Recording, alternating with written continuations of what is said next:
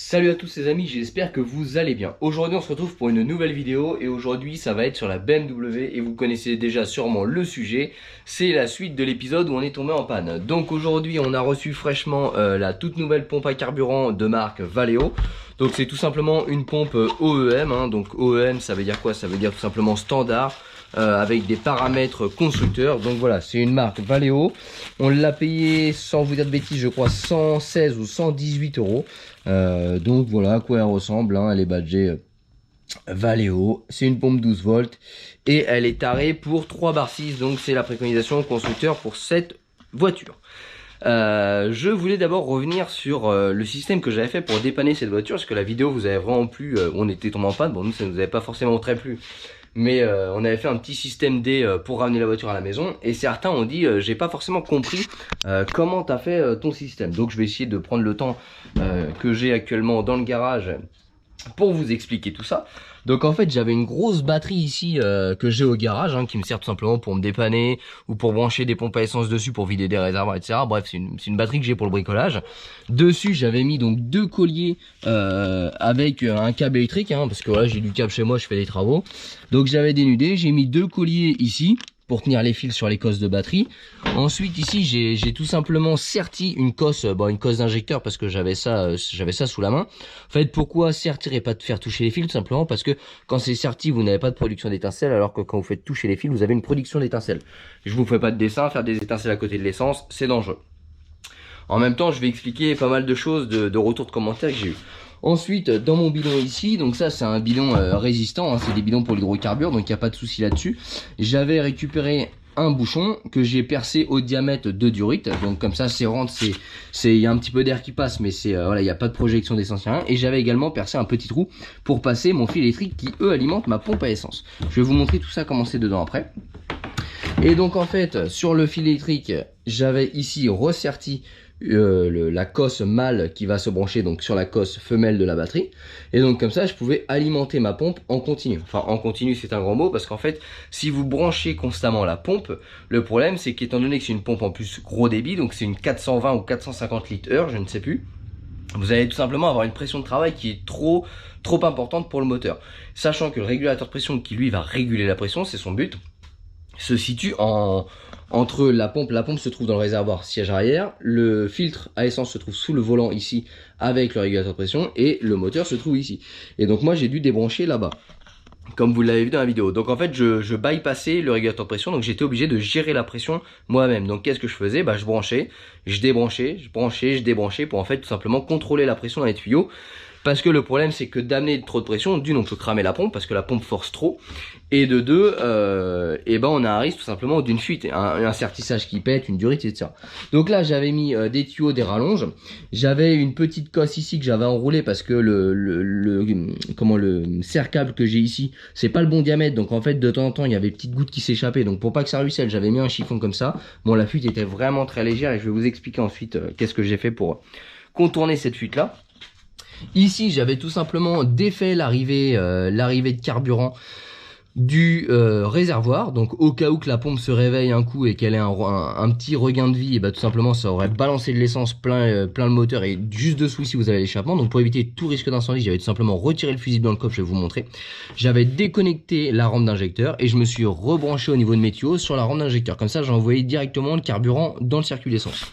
Donc ça c'est un petit peu ce que j'avais bricolé. Je vais vous montrer où se trouve le fusible. Donc le fusible là vous voyez il est sur l'établi, il est ici, hein, et il se trouve dans le coffre. Alors je vous dis ça pour ceux qui un jour tomberont en panne. Voilà, donc c'est resté tel quel, hein. Il se trouve, c'est le troisième au niveau du coffre ici.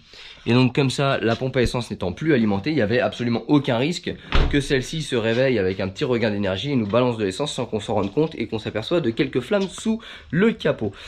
Au niveau de l'immersion, donc vous vous souvenez quand j'avais tourné la vidéo ici j'avais une petite fuite ici, je n'ai aucun raccord là-bas donc j'avais pas de risque de fuite, j'avais laissé celle-ci apparente. Et en fait ce que j'avais fait, donc j'avais créé une faiblesse pour tout simplement éviter que ça pète ici. Comment ça j'ai créé une faiblesse? En fait vous allez voir, donc je démonte mon système, hop, donc ça c'est mon système de pompe. Vous voyez j'avais mis des colsons pour pas que ça bouge, etc. Hop, et ça donc c'est ma pompe immergée. Ici j'avais mis 2 colliers et en fait je les avais que très peu serrés pour la simple et bonne raison que si j'envoyais trop de pression parce que j'avais mal géré avec mes fils, en fait ce soit ici que ça se déboîte avant que ça pète ici. Donc comme ça se déboîtait dans mon bidon et ça évitait que je pète une durite à l'extérieur et au risque que ça prenne feu. Donc c'était assez sécu hein, mon truc. Et d'ailleurs ça a pété 3 fois sur la route, donc on s'est arrêté 3 fois pour rebrancher les tuyaux, mais ça nous a permis de rentrer. Certains ont pu me dire ouais ok c'est bien, ta technique était pas mal, mais par contre c'est hyper dangereux parce que de l'essence, des vapeurs, de l'électricité, etc. Alors il faut savoir qu'une pompe à essence, ça a de l'électricité, l'essence n'est pas conducteur, hein, donc ça a de l'électricité et c'est immergé dans l'essence. Hein. Vous allez voir quand on va changer la pompe, cette pompe là, vous voyez les 2 cosses sont sur la tête. Donc il y a de l'électricité qui passe dedans et ça c'est plongé dans votre réservoir d'essence. Donc en fait le système que j'ai fait il est identique à un réservoir d'essence standard. La seule différence c'est que je touchais mes cosses pour que ça démarre. Justement le principe étant de sertir les cosses pour éviter toute étincelle. Et bien évidemment on avait roulé carreau ouvert pour qu'il n'y ait pas de vapeur d'essence dans l'habitacle. Donc il y avait quasi absolument aucun risque d'accident avec le système que j'ai fait. Après, je vous cache pas que c'était de la bidouille, il faut être honnête, mais ça nous a tout simplement permis de rentrer à la maison. Maintenant, au niveau démontage, donc pour réparer cette voiture-là, tout va se passer ici. Donc, on va démonter la banquette ici, on va accéder à la pompe. Donc, du côté là-bas, normalement, vous avez tout ce qui est flotteur, donc ce qui va permettre de gérer la jauge à essence. Et de ce côté-ci, vous avez la pompe à essence immergée, dans laquelle est inséré, parce qu'en fait la pompe à essence c'est tout un système en plastique et dedans est emboîté cette petite pompe qui est reliée par 2 fils ici. Donc en dessous, hop, je déboîte, voilà. En dessous ici vous avez la crépine qui viendra se mettre au fond du réservoir et là vous avez l'envoi de l'essence vers le moteur.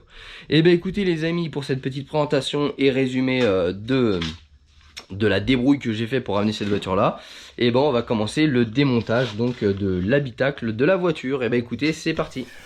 Bon les amis, on se retrouve à l'intérieur de la voiture pour retirer cette banquette. Donc de ce côté là on a la pompe, de ce côté là on a le flotteur. Pour retirer la banquette, c'est très simple, il suffit de fermement tirer d'un coup sec chaque côté.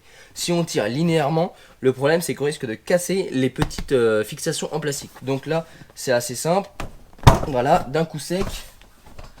Et pareil de l'autre côté. Maintenant il faut extraire la banquette des ceintures.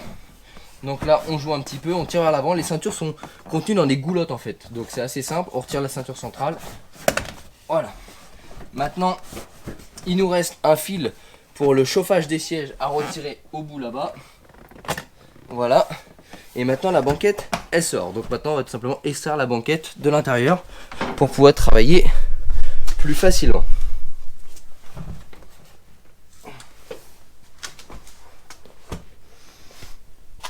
Maintenant, on va avoir besoin de travailler ici. Donc là-bas, je vous ai dit, c'est le flotteur. On reconnaît parce qu'il n'y a que 2 petits fils. Donc 2 fils, ça veut dire quoi? Ça signifie que c'est tout simplement un signal qui est envoyé et pas de l'énergie. Donc là, on retire. Alors c'est très qualitatif, hein. Franchement, c'est bien sonorisé, etc. C'est pas mal du tout. Ensuite, on a 4 vis de 10 ici qu'on va venir retirer pour retirer la première trappe. Hop. Alors je sais pas si vous voyez, mais en fait le blanc qui est ici c'est du talc que BMW a mis au montage pour tout simplement éviter l'humidité dans la voiture. Donc c'est assez bien pensé et ça on retrouve ça vraiment que sur des bagnoles un peu luxueuses comme celle-ci quoi. On retrouvera pas ce type de choses chez les françaises ou autres et c'est vraiment pas mal franchement. Donc là la dernière. Même la mousse, hein, vous voyez, tous les fils sont mis dans des goulottes, etc. Je sais pas si vous voyez bien avec caméra. En tout cas, c'est quand même assez quali.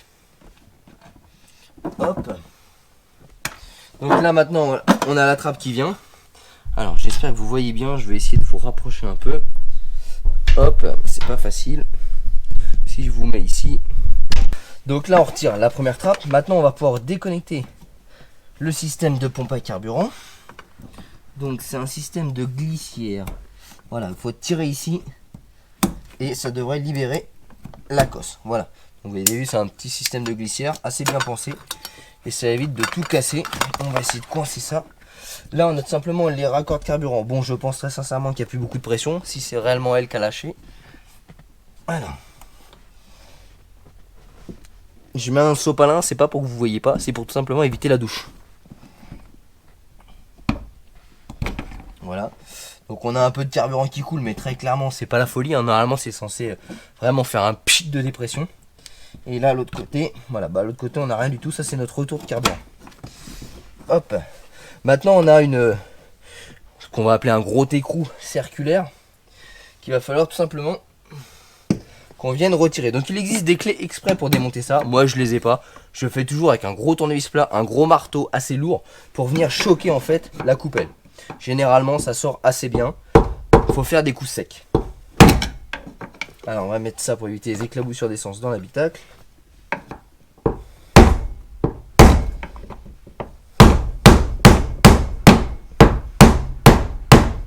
Voilà, ça se dévisse tranquillement. C'est bon. Donc ça, on peut retirer la fixation. Hop. Et maintenant on devrait avoir accès à notre pompe à essence. Alors, elle est en plusieurs morceaux. On a là le cache ici. Bon, déjà la bonne nouvelle c'est que je la vois. Elle est juste ici. Maintenant le problème c'est qu'il y a le plein d'essence. Donc là on va aller vider un petit peu d'essence dans le réservoir annexe pour pouvoir y plonger les mains, parce que là sinon je vous dis pas, la gueule des mains, le réservoir est plein. Bon et bien les amis, maintenant pour vider tout simplement un peu de carburant du réservoir, bon, on va utiliser exactement le même système que j'avais fait, sauf qu'on l'inverse, la pompe on la met dans le réservoir, le tuyau dans un bidon, et on vient tout simplement raccorder avec notre batterie pour vider un petit peu le réservoir pour pouvoir mettre les mains dedans et extraire la pompe. Les amis, c'est parti. Voilà, il n'y a plus qu'à patienter maintenant. Bon les amis, on se retrouve, on a vidé un petit peu d'essence, hein, vous voyez le bidon là-bas, hop. Donc on n'a pas tout vidé, ça ne sert à rien du moment que je peux travailler dedans. Là je vais vous montrer un petit peu ce qui s'y cache là-dessous. Donc là vous voyez bien la pompe, hein, la pompe se trouve juste ici. Elle est dans un socle, donc on va essayer de retirer le socle pour travailler sur l'établi et voir un petit peu comment elle se démonte. Sinon il va falloir travailler dans le réservoir. Donc je pense qu'il doit y avoir à peu près 2 pattes dessus, je vois. Alors j'arrive à distinguer, alors je vais vous retirer ça. J'arrive à distinguer un peu, hop, je suis attaché une patte ici. Voilà, je sais pas si vous voyez au bout de mon doigt. Bon bah vous voyez, c'est très simple à retirer. Je l'ai déjà retiré juste en vous montrant. Donc on va démonter ça, on va aller sur l'établi et on va voir ensemble sur l'établi comment on la change. Ouais bien les amis, maintenant qu'on se retrouve sur l'établi, vous allez comprendre que finalement mon système n'était pas si dangereux. Parce que vous voyez, là on a quoi? On a 2 cosses, comme j'avais sur mon système. Donc tout ça c'est immergé dans l'essence. Donc en fait c'est similaire, hein, très sincèrement. Alors ce qu'on peut déjà constater, c'est que la crépine est quand même assez propre. Elle a une couleur un petit peu marron, mais elle est pas du tout bouchée. Donc franchement elle est assez propre. On va lui passer un petit coup de soufflette et ça suffira amplement. Visuellement, alors hop, c'est en train de couler partout. On va mettre ça là-dessus. Visuellement, ça a l'air d'être exactement la même pompe, hein. Donc on a le plus, on a le moins. Voilà, tout ça, ça a l'air assez simple. Seul petit bémol, c'est ici le petit collier. On va devoir le changer parce que c'est pas du tout, c'est pas du tout démontable et remontable. Donc là, on va pas se prendre la tête. Ça va être un coup de pince coupante et il faudra qu'on rajoute un collier à cet endroit-là. Donc ça, c'est des colliers à usage unique. Donc une fois que c'est démonté, c'est poubelle. Hop. Là le plus dur ça va être d'extraire le tuyau ici, parce que généralement vu le nombre d'années que c'est là, et ça s'en va pas si facilement que ça. Parce qu'en plus c'est thermomoulé, c'est à dire que c'est monté à chaud ça. Donc ça va pas être de la rigolade.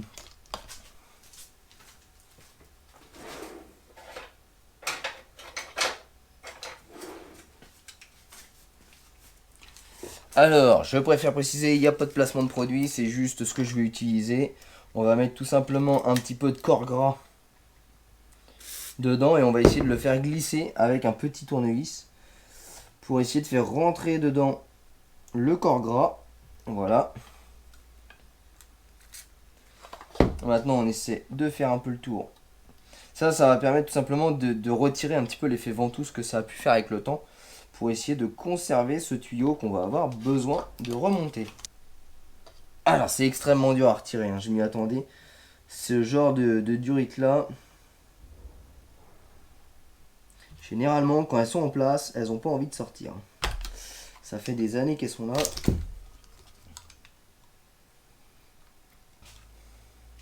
Alors ce qu'on va faire, c'est que pour avoir plus de prise, on va essayer de désolidariser la pompe. La pompe, vous voyez, elle a un rebord ici, elle a une collerette. Et en fait, elle est tout simplement tenue par des griffes ici. Donc en libérant les griffes, la pompe devrait sortir. Et je pense qu'au fond, vous avez un petit joint torique qui fait la compression de celle-ci. Alors là, le problème, c'est qu'il y a 3 griffes et j'ai que 2 mains. Donc ça, forcément, c'est toujours le côté un peu sympa de la chose. Il va falloir commencer à être ingénieux et à coller des trucs un peu partout.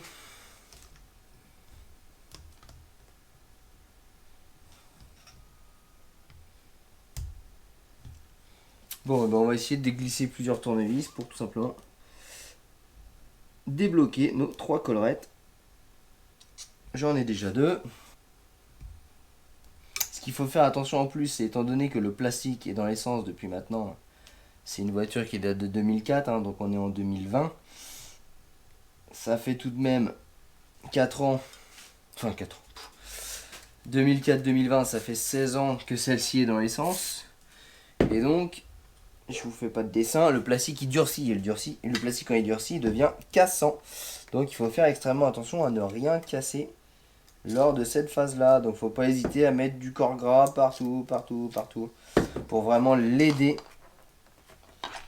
à s'échapper. Elle va avoir besoin encore un peu de sortir. Voilà. Ça vient tranquillement. Hop. Ouf. On l'a extrait. Donc ça, c'est notre vieille pompe qui est franchement absolument identique. Donc vous le voyez. Alors déjà, ce qu'on peut admirer, ce qui est assez surprenant, c'est qu'elle a des ailettes de cassé. Je vais vous montrer ça après. En fait, dedans ici, on a des ailettes qui sont cassées. Alors je sais pas comment c'est possible, mais on a comme l'impression qu'il y a des ailettes qui sont cassées. En fait, ils sont venus se bloquer le système. Alors là, j'ai pas la réponse. On va aller retirer ça pour pouvoir remettre la nouvelle.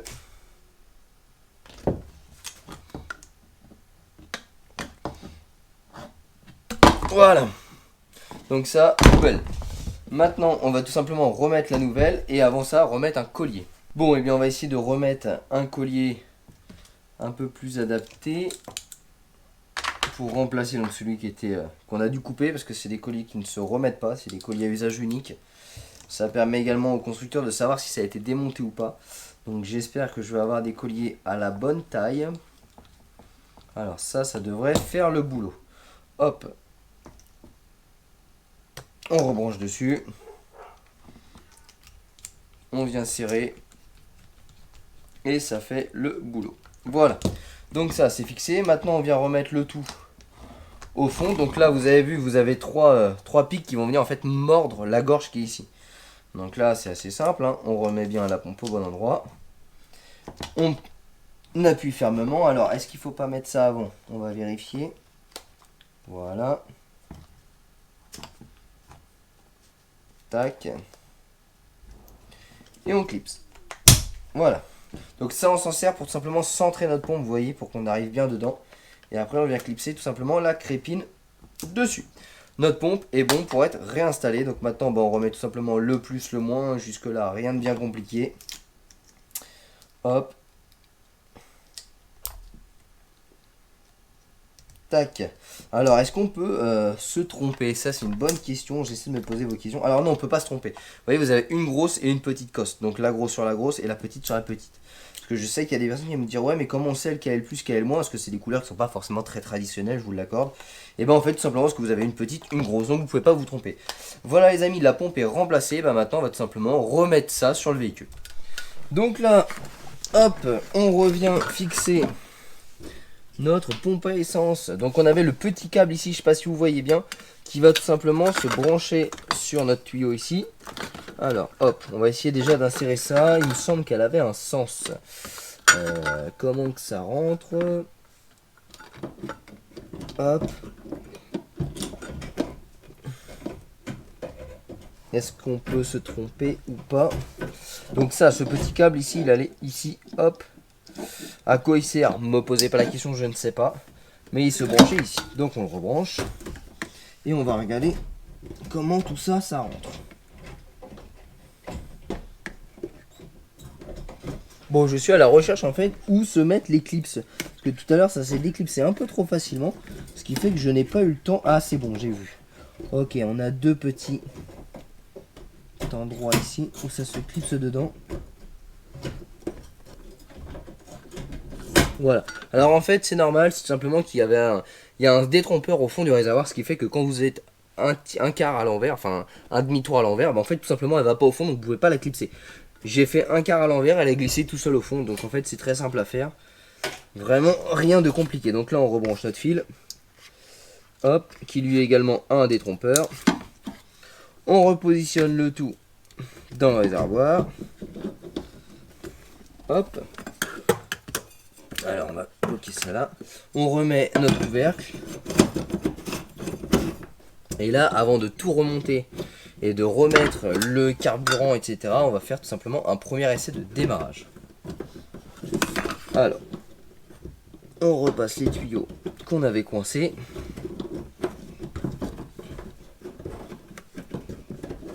Voilà.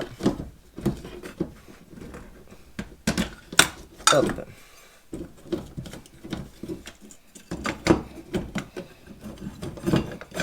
En fait, il y a des détrompeurs partout, donc vous pouvez absolument pas vous tromper. Voilà. Maintenant, c'est rebranché. On rebranche les cosses, la prise.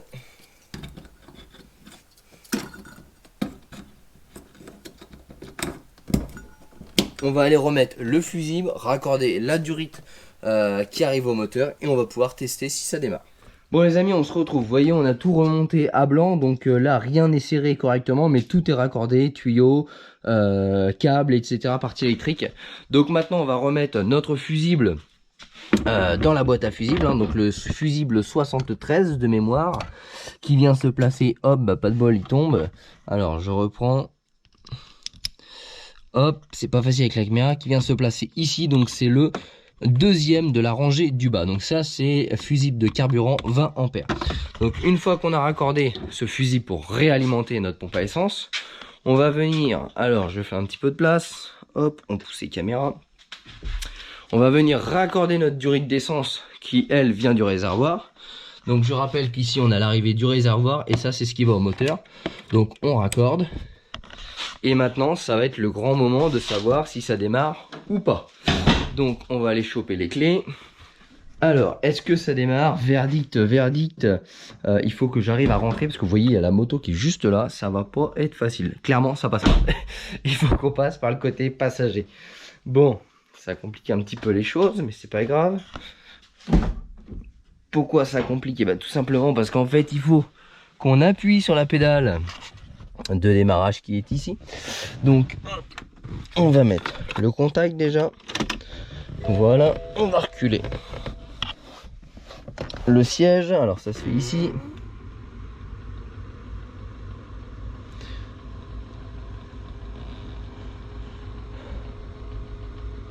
Alors là je vais devoir vous poser parce qu'en fait il va falloir que j'appuie sur le bouton démarrer et que j'appuie en même temps sur la pédale de frein qui se trouve à l'autre bout. Allez, je vous pose sur le tableau de bord, on va voir tout de suite si ça démarre.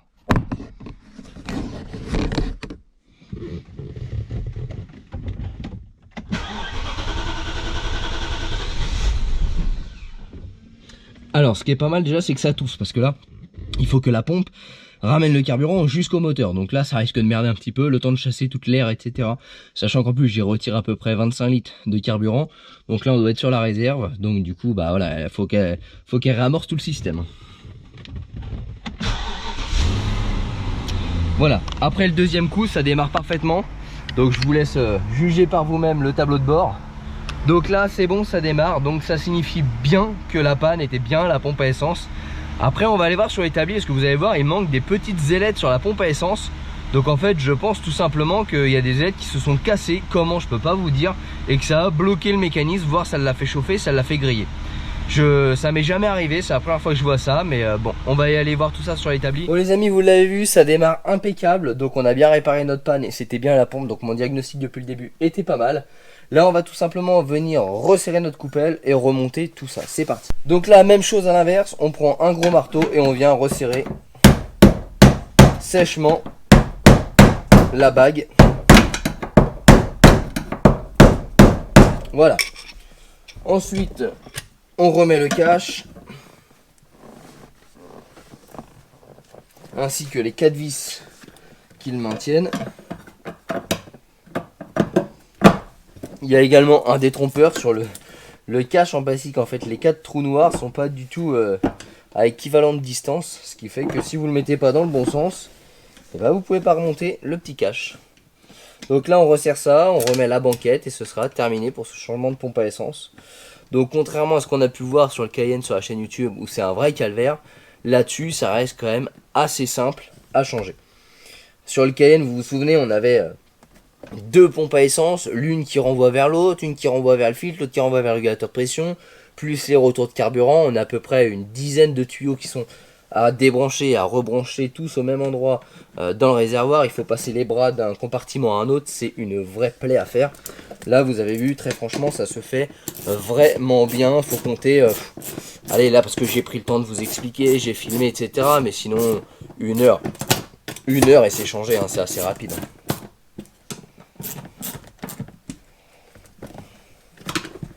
Vous n'avez pas de moquette à couper, c'est déjà prévu. Donc preuve encore une fois qu'une pompe à essence c'est bien une pièce d'usure, hein, ça reste une pompe ça n'a pas une durée de vie éternelle. C'est que BM a quand même prévu pré-découper ces plastiques, ces protections. Vous voyez, sur Porsche il a fallu découper, là ici c'est déjà pré-découpé, tout est déjà prévu en fait. Donc la pompe à essence fait partie de la maintenance intégrale d'une BMW.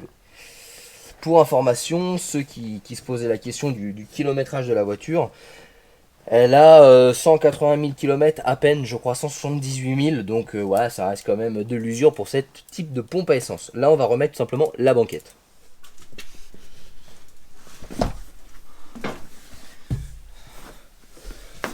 Donc comme au démontage, eh ben, on va tout simplement commencer par rebrancher la cosse du bout. Alors...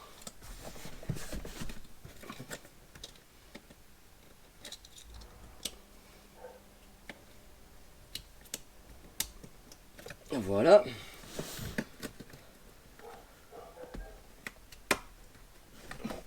Maintenant, vous avez 2 goulottes qui se trouvent au centre. Il faut réinsérer nos ceintures. Donc là, on les glisse dessous. Hop, on enfonce un petit peu la banquette. Par-dessous, on vient les guider dans les goulottes. Donc c'est un petit peu la partie la plus chiante. Et après, on les a ici. Voilà, on les relève. Il faut récupérer la ceinture centrale. Alors, voilà. Et là, on devrait pouvoir glisser. Vous voyez, hop, ça ressort automatiquement. Maintenant, on les referme fermement. Voilà. On repasse la ceinture centrale dans son support ici. Et c'est terminé pour cette installation. Bon bah les amis, on se retrouve sur l'établi. Je vous ai dit tout à l'heure que il y avait des ailettes de la pompe à essence qui sont cassées. Donc je vous ai tout préparé sur l'étau parce qu'il me manque une 3e main. Et je vais aller vous montrer un petit peu. Alors hop, je place la lumière et tout. Je vais aller vous montrer un petit peu ce que j'ai pu remarquer. Donc j'espère que vous voyez bien. Vous voyez là, toutes les ailettes ont un intervalle assez régulier. Et là on peut voir, là où il y a mon tournevis dans le trou, qu'il en manque une tout simplement. Il y a un gros trou. Et il y a un autre endroit également. Vous voyez, si je tourne, ici il en manque une. Et ici il en manque une. Il y a 3 ailettes qui se sont arrachées. Il y en a une tout à l'heure qui est tombée sur l'établi, je n'ai pas retrouvé.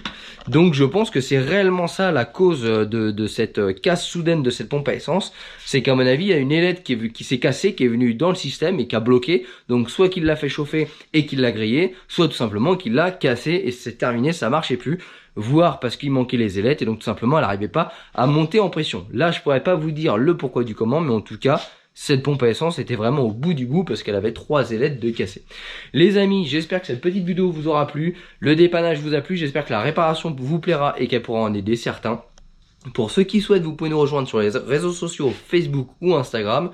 N'hésitez pas à me contacter et à rejoindre le groupe Facebook où il y a une belle communauté de plus de 7000 abonnés. Et pour les autres, n'hésitez pas à vous abonner à la chaîne YouTube si ce n'est pas déjà fait. Allez les amis, on se retrouve dans la prochaine vidéo et je vous dis à bientôt. Ciao.